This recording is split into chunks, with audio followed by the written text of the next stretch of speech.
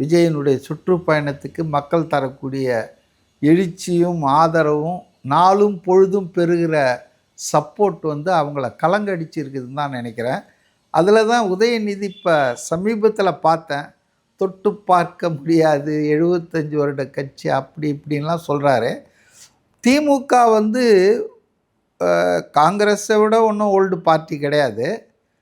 ஆனால் என்ன மறந்துட்டு உதயநிதியெலாம் பேசுகிறாரு, எழுதி கொடுக்குறத தான் அவங்களாம் பேசுகிறாங்க. பாவம் அவருக்கு என்ன தெரியும் வரலாறுலாம்.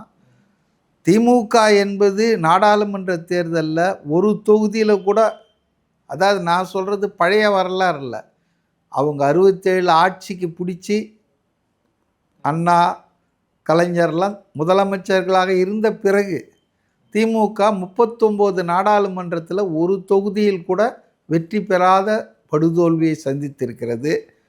சட்டமன்றத்தில் வெறும் 2 தொகுதிகளில் 234ல் ஒன்று கருணாநிதி, இன்னொன்று காளிமுத்து.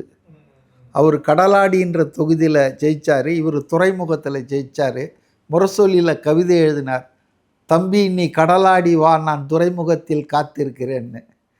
கடைசியில் அந்த ஒரு சீட்டை கூட கலைஞர் வந்து ராஜினாமா பண்ணிட்டார். ஏன்னா தனியாக போக முடியாது, ஜெயலலிதா ஆட்சி அந்த நேரத்தில் சட்டமன்றத்துக்குள்ளே போக முடியாது. அந்த அளவுக்கு அக்கிரமம் பண்ணியிருக்காங்க இல்லையா ஜெயலலிதாவை. Did for date DMK AIADMK இது நடத்துவாங்க இல்லையா.